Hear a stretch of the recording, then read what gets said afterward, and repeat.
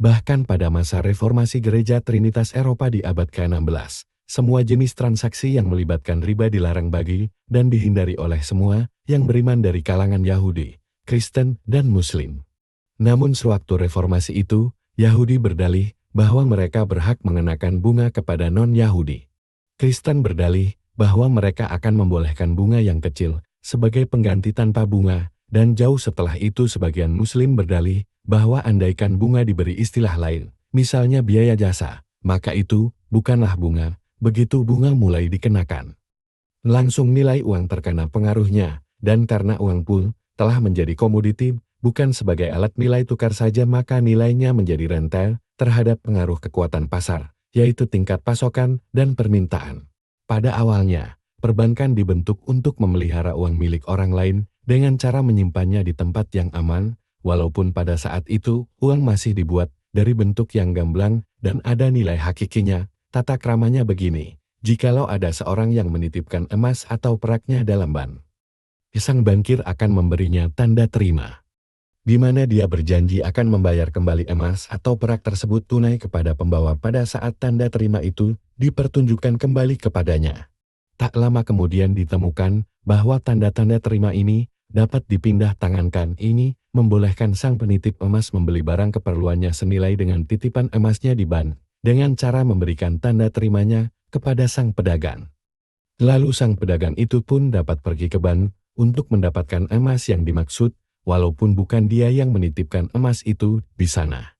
Karena emas dan perak itu berat, sedangkan kertas ringan, para bankir pun kemudian menemukan gagasan untuk mencetak uang kertas. Siapapun yang menitipkan emas dan perak dalam bannya akan mendapatkan uang kertas ini. Kertas tersebut kini dapat digunakan untuk jumlah transaksi beruntun yang tak berhingga, tentunya dengan kepahaman bahwa kapan saja dan siapa saja yang memiliki sejumlah nota bank ini sesuai kehendaknya dapat datang ke bank dan menukar kertas-kertasnya kembali menjadi emas atau perak, sejumlah yang tertera pada kertas-kertas itu. Sewaktu masih sesederhana itu, sekitar pertengahan abad ke-19, semua nota kertas didukung oleh jumlah yang sama dalam emas dan perak. Kita bisa menukar satu dengan lainnya dengan mudah. Pada masa inilah, atau malah sebelumnya, para bankir menemukan bahwa pada setiap saat untuk setiap 13 kilo emas atau perak yang dititipkan biasanya hanya 1 kilo yang dibutuhkan nasabah untuk berbelanja, dengan demikian 12 kilo sisanya dapat digunakan oleh para bankir untuk memberikan pinjaman berbunga atau mengadakan penanaman modal yang menguntungkan. Pengejawantahannya adalah, untuk setiap 13 kilo nota kertas, hanya satu nota yang perlu didukung oleh emas, dan inilah yang terjadi. Sudah bukan saatnya lagi untuk setiap nota kertas didukung penuh dengan emas atau perak sesuai jumlahnya. Sebaliknya, kini untuk setiap kilo emas atau perak yang tersimpan dalam ban, sejumlah 13 kilo nota kertaslah yang dicetak. Walaupun dalam keadaan seperti ini, kita masih bisa datang ke bank, memperlihatkan 1 kilo nota kertas, minta untuk ditukar dengan 1 kilo emas, dan mendapatkan emas, tentu dengan syarat tidak semua orang ingin menukar uang kertasnya dengan emas pada saat yang sama.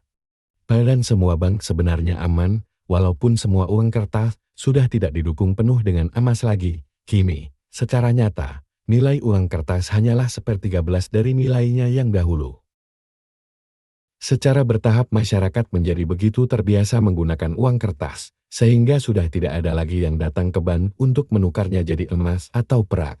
Semuanya telah yakin bahwa uang kertas punya nilai sesuai dengan apa yang tertera pada kedua sisinya, yaitu nilai mukanya. Pada saat yang sama jumlah kegiatan bisnis bank-bank terus meningkat, dan pada saat inilah cikal bakal proses produsen konsumen dimulai dan menjadi mapan. Ini artinya sistem perbankan menciptakan lebih banyak dan lebih banyak lagi uang, bukan dengan cara mencetak uang, tetapi dengan mengenakan bunga. Piutang-piutang perbankan khususnya hutang-hutang nasional raksasa selama dalam keadaan bunga majemuk, tumbuh membesar dalam pembukuan, yaitu di atas kertas. Tetapi uang yang diciptakan dengan cara begini tidak punya hubungan langsung dengan uang yang sudah ada dalam peredaran, yaitu uang yang didukung dengan perbandingan 13 kertas dan 1 emas atau perak itu. Sebenarnya, uang dari bunga itu diciptakan dari nihil, dan uang yang dari nihil ini pun tidak digamblangkan menjadi uang kertas, tetapi hanya diberi kenyataan pahit dalam bentuk catatan di pembukuan, atau sebagaimana biasanya hari ini, dalam bentuk catatan di komputer. Semua ini membuat bank-bank berada dalam keadaan yang gamang, misalnya, jika saja secara bersamaan semua orang memutuskan untuk menarik uangnya dari bank. Bank-bank itu benar-benar tidak akan mampu untuk memenuhinya, ini karena jumlah uang itu yang tercatat dalam pembukuan dan komputer itu jauh lebih besar dari jumlah uang kertas yang sebenarnya ada dalam peredaran, maka datanglah keperluan bagi para bankir untuk memainkan dua muslihat kredibilitas. Guna menyiasati jumlah nasabah yang semakin banyak, yang diperlukan bank guna menarik keuntungan dan memanipulasi. Muslihat yang pertama adalah agar semua orang dapat percaya bahwa semua uang kertas itu masih didukung dengan emas. Walaupun masyarakat sudah tak biasa lagi menukarkan uangnya dengan emas, muslihat yang kedua adalah membuat semua orang berpikir bahwa semua uang yang jumlahnya sesuai dengan catatan pembukuan dan komputer itu memang ada dalam bentuk uang kertas. Tak satu pun dari hayalan yang diciptakan oleh para bankir penyihir Freemason ini adalah sebuah kenyataan. Tetapi selama mayoritas penduduk menyangka itu semua nyata, maka seluruh sihir yang benar-benar hayal ini masih bisa berjalan terus, dan memang masih berjalan hingga kini.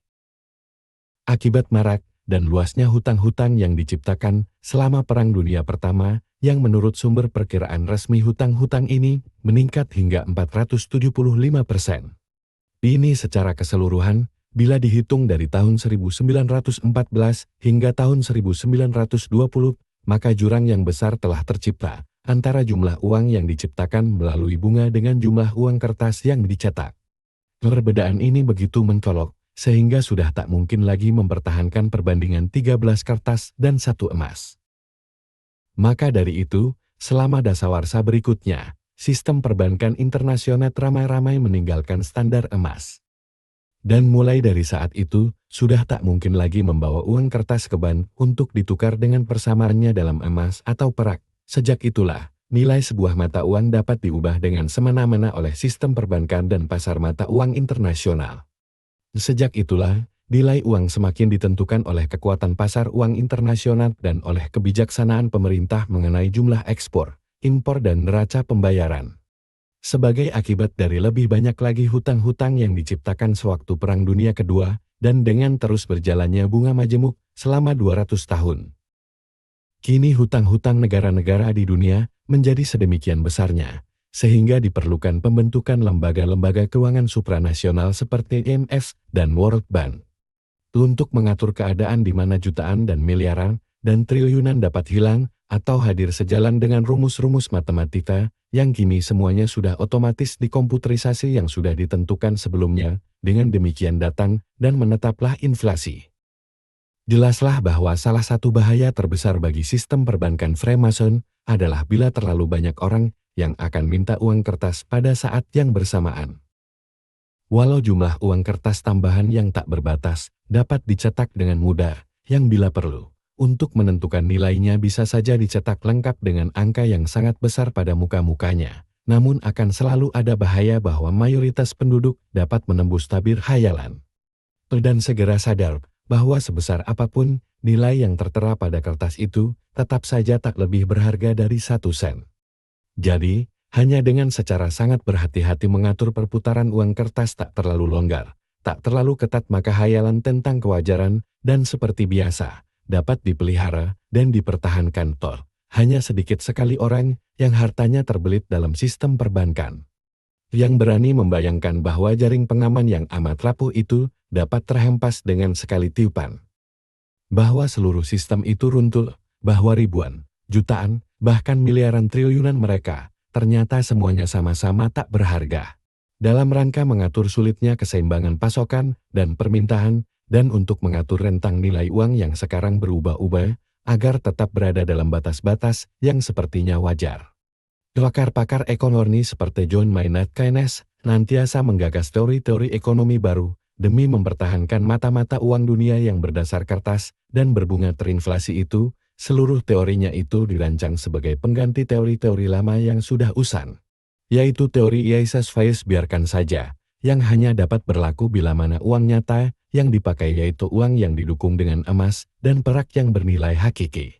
Pada intinya, Keynes menarik perhatian halayak bahwa tingkat permintaan atas jumlah uang yang berada di tangan sebenarnya dapat diatur dengan cara mengatur hasrat berbelanja dan hasrat menabung melalui peningkatan suku bunga perbankan, yaitu tingkat pengenaan bunga atas pinjaman dan tingkat bunga yang dibayarkan atas deposito. Ringkasnya, semakin tinggi tingkat suku bunga, semakin tinggi biaya pinjaman dan semakin banyak bunga yang akan didapat para deposan. Dengan demikian suku bunga yang tinggi mendorong halayak untuk sedikit berhutang, sedikit belanja, dan lebih banyak menabung. Sebaliknya suku bunga rendah mendorong halayak untuk banyak berhutang. Tentunya ini berarti lebih banyak belanja dan sedikit menabung, karena jikalau uang tidak akan tumbuh pesat dalam simpanan, sebaiknya dibelanjakan saja. Kenyataannya, teori-teori ekonomi Keynes ini nampak seperti mencapai dua hasil. Yang pertama, bila digunakan dalam proses produsen konsumen, nampak berhasil dalam pengaturan tingkat kelancaran dan keleluasaan dunia usaha, dengan cara membuat dunia usaha sepertinya akan menguntungkan atau tidak, dengan demikian memungkinkan atau tidak. Yang kedua, bila digunakan untuk mengatur permintaan uang di tangan, dengan cara mengatur tingkat kelancaran dan keleluasaan kegiatan simpan pinjam, yang pada akhirnya mengatur tingkat perbelanjaan.